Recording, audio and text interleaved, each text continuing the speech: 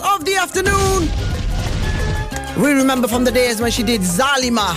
And we used to play that song quite a lot here, and we still do to this day. And she's been up to a lot lately, and we hadn't heard from her for a little while. And it's the first time I've ever talked to her. It is Bambi Bains. Welcome to the show. Thanks for having me. Hello, how are you today? I'm very well. The weather's not so great in London, but it's all good. The weather is not so great in London. Oh, we just heard something different. We had one of our trainees. Welcome to our trainees.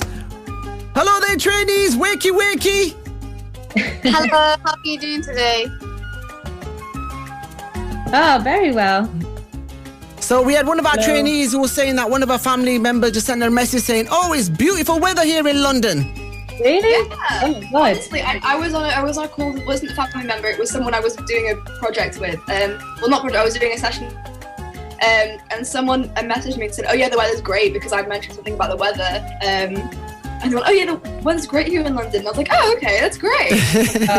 Well, it's really gloomy here. Oh, well, it's nice in Leeds. It's nice in Leeds today. Yeah? So then let's start off then. So then, Bambi, now you started very young. You started I heard you started when you were like 14 years old. Well, I started singing from about 12, but then I got into the industry around 16, 17 years old. So when I released Zalma, I was 17 then. Oh, you were 17 then. Now, I don't know if you remember, but like when you had the song Zalima out, we used to do a Lister's Music boxing match on a Thursday night. And one of the times someone put your song into the ring. And I remember you retweeted it, and your song was the winner. I don't think you remember. It was a long time ago. I remember How long ago was this? This was like 2013. Oh, okay. I have pretty bad memory, so I'm not going to remember that. I don't expect to remember it, but yeah, it was like, but that song there, it still gets played here on the airwaves. And then you had a little break, didn't you, from music? Yes. Yeah? Yeah. So I went through the motion of trying to find myself as an artist. Mm-hmm. It was really difficult. It's like my life has been such a roller coaster since then. But obviously I was very young and naive, and I was just trialing out different things. And that's when I got into a girl group when we went on to Britain's Got Talent. Oh, so yeah. I was around 21 then, and we got to the semi-finals. And so it was like I was in the Indian industry, but then transitioning into mainstream and just trialing things out, because I was still young and I was always going after good opportunities that could really change my life.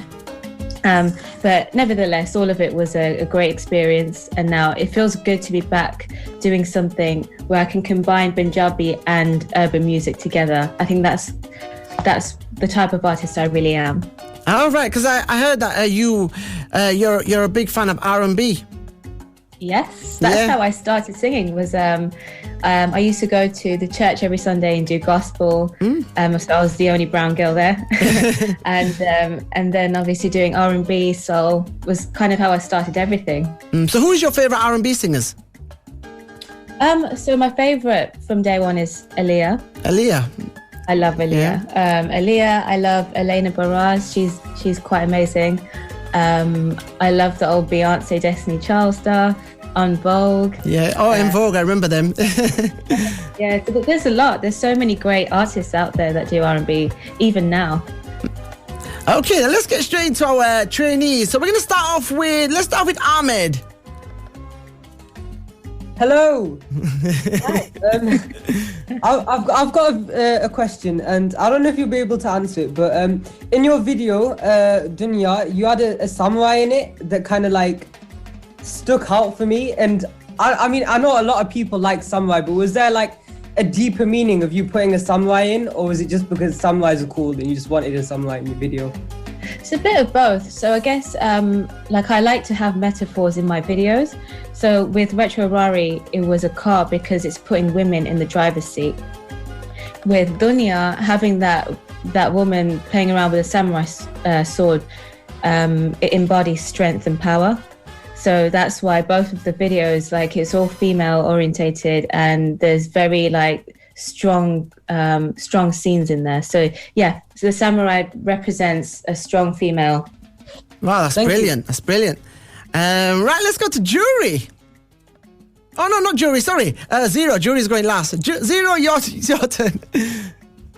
Thank you. So I'm Zero, and my question for you is, you do music and you got it at 16, and you said you started doing it at 12. So, do you think education had an influence on, your singing career?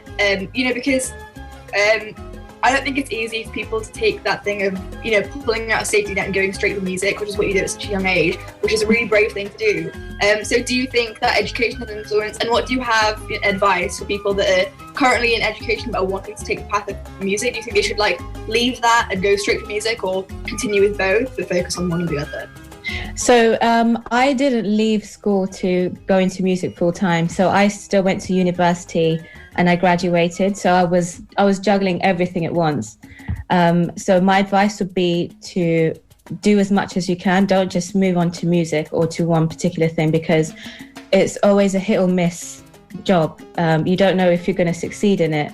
So it's good to have something to fall back on if nothing goes well, but hopefully it does go well. So yeah, I did both, and say if music didn't work out for me, I would have had my degree. Do you think it was scary going into it at such a young age? Because most of the people we see doing it now are a bit older. So was it how did you feel doing it at such a young age? Because it was a really brave thing to do. It was very scary because I didn't realize how male dominated my industry is. Coming in, I was the youngest person in the whole industry. So it was very scary for me, but luckily I was always very strong-minded from a young age. And so, yeah, I kind of got through it a bit easier. All right, thank you very much. And that takes us to Dunya. Dunya, it looks like you're coming out swinging in Dunya. I had a lot of fun shooting that. Yeah. Now, tell us a bit about the song. Are you getting stuff off your chest in the song? What is the story of the song, Dunya? So Dunya is it's about people who have doubted you your whole life, and always thought that you wouldn't make it, but then you come back stronger. And so I guess I've had my ups and downs, and coming back with 2 singles that are quite strong, and it embodies strength with women. I stand very strongly with female empowerment because of being in a very male-dominated industry, for starters. I just want to show young girls especially, which is majority of my following, that they have something to look up to and, help give them a confidence boost as well, to not shy away from anything. So that's what I want to represent with my body of work. Oh, that is brilliant. Now then, let's have Jury. Jury's got 5 quick questions for you, but sometimes they're not as quick, so you might have to think a little. So let's see how we get on. Hi, thank you for coming. It's a pleasure to talk to you. Oh, you too. My first question is, what's your favorite teenage memory? Oh, okay. Yes, I have to think back now. My teenage memory would be, I think, my first tour abroad. So I went to California, and that was the first show I ever did musically when I was 17 or 18. And I remember Beyonce being in the opposite hotel when she was performing the same night as I was. That for me was the best thing. Wow, that must have been big because you're only 17 years old, and she was massive at that time. That day, and you. Sorry, Jury, we just missed your first bit. Oh, okay. So on a bad day and you have a choice of watching a movie, what would you choose between a horror movie and an action movie? I love horror. How do you? I love, I just like the thrill. I still hate it. Sometimes I put the volume down when something's about to happen, but I love watching horrors. Oh, okay. I don't like horror movies. I always look behind me afterwards. I'm like, I can't really. I've only watched one horror film my whole life. Really? Yeah, I don't like horror films. A lot of people hate it, and I get it, but I just love the thrill. I love getting scared and then it's weird. What is your favorite R&B song to sing along to? It would be Aaliyah, Rock the Boat. Rock the Boat. It's a good song. I love that song. What is your morning rituals before starting your day? So wake up, brush my teeth, shower, Normally I would go to the gym first thing in the morning, but it's all closed now because of the pandemic. Need to have my coffee every morning, do some emails, and then just go straight into the studio and start working on some music. Oh, wow. So you do that every day? Yeah, that's my routine. Is your studio next to you? Sorry? Do you live like close to your studio? Well, I have like a setup at home. Oh, okay, So okay. I have my microphone, I produce music as well, so I have my little setup and then I'm just working away there. Then I'll go to a proper studio and record my final bits there. Oh, I see. So you're a producer also? Yeah, Yeah, so- I actually learned this during lockdown. The first 2 weeks, I was really educating myself, and it was always a passion of mine. So I always co-produced and I play instruments, but I never took the time to learn how to do it technically. So now I've got the hang of it all. Oh, that's good. That's good. So how do you find producing? And what kind of music do you produce? Is it do you do like the Bangla side, or do you do like the R&B side, or what kind of music do you produce? So I've done R&B, trap, and house. I haven't got Bhangra yet because there's so many plugins that I need to get hold of to make that particular sound. It's really different, but I'm still new to it all. But I've got the hang of it. I really enjoy producing. And lockdowns, it's been a year, so you've been on it for a year, and sometimes it takes a lot of years to really get the full swing of it. Like one of my friends, he's a producer, and he was a producer for a long time, and then he stopped for like 10 years. And then he went back into it. And when he went back into it, it took him 3 years to master it, and then now he's making really big tracks. Yeah, it takes time. Some people get it really easily. Some people really need to. Everyone has different ways of learning certain things. But because I've been working with producers and watching how they do certain things, it was a bit easier for me. So yeah, it clicks really well. So one day you'll have a song that's produced by yourself. Absolutely, yeah. I'm working on a few things. I think it would be a great thing to show as well, that there's not really female producers as well. So yeah, there isn't, yeah. You do everything, That'd be good. Yeah. Right then, Jury, what number are we on? This is the last one. Oh, last one, so okay. You've answered this, but what is your creative process of making your music? So when I'm with my producer, he'll just come up with some.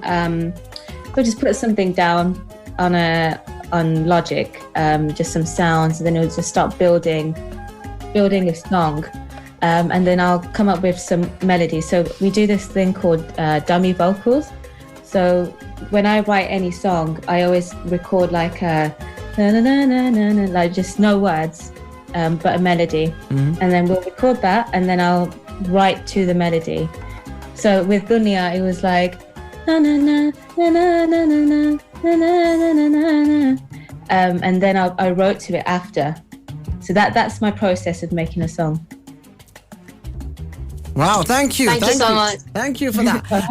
So, on the show, I didn't really mention it, but on the show, we have something called Pump Up the Mic.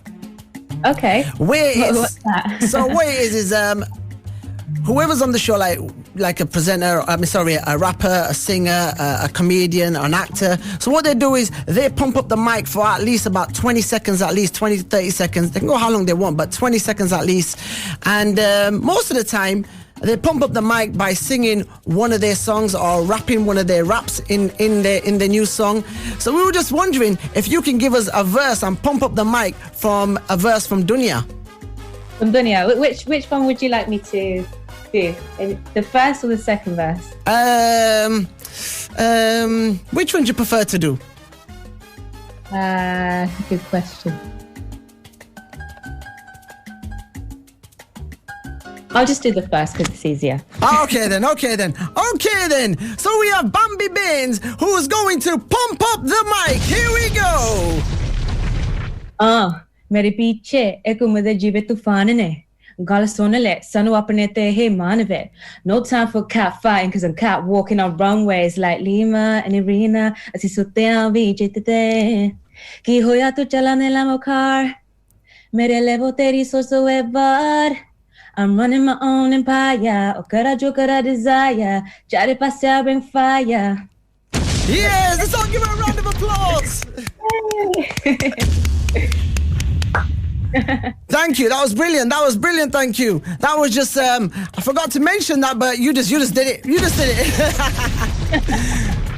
Thank you to you, Bambi Bains, and thank you for joining us today. We've heard your music for a long time, and I've never spoke to you before, so it's good to get you on the show.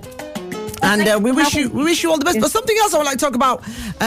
In the early days, I read that in the early days you used to be a backing dancer when you were like 14 years old. Yeah, that's how I got into the Bhangra industry, because I was doing Bhangra since the age of 8 years old till 15 or 16, so just before I started singing in the industry. And so I used to do I got into various groups, and then I was doing music videos as a backing dancer, and that's how I met PBN. Okay. Yeah. I see. And then PBN must have heard you singing. You must have been walking around just singing, must have heard you and thought, I'm going to sign you. That's exactly what happened. Oh, is that what happened?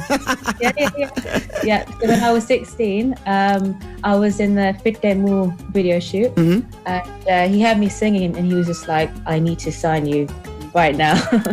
And I was like, I've never sang in Punjabi before. I'm just doing R&B.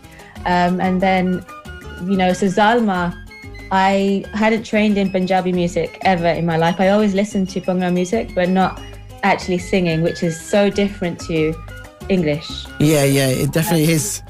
It's like getting Miss Pooja to sing an Alicia Keys song, or Beyonce to sing a Miss Pooja song. It's very different, And luckily I got it really quickly because I can speak it, read it and write it. So I got the hang of it, and then Zalma was the first time I ever sang a Punjabi song. And you sounded really good on Zalima. You sounded like someone who's been doing it for years. Go hire trainees if you've never heard Zalima. Let's have a little listen to Zalima for like about 10 seconds. Hey, look, it's like you've been doing it for years here.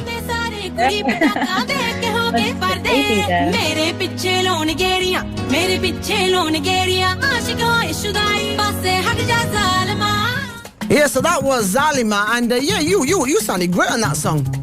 Oh, thank you. All right then, we want to say thank you for joining us. And where can everyone find you on social media? So I'm on all social media platforms as Bambi Bains. You can just type that into Google and it'll be there. And what do you have planned for the rest of the year? There's a lot of content coming out. I'll be really consistent with my music. It's good to be back now.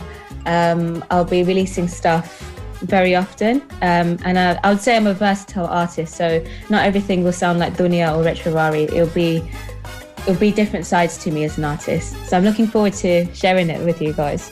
Thank you, and hopefully we'll see you again, and we'll get you back on the show again when you have something else out. Yes, definitely. Thank you so much for having me. You're welcome. Can you introduce Dunya to everyone out there who's listening this afternoon? All right, everyone, this is Bambi Bains, and you can listen to my new track called Dunya. Here we go.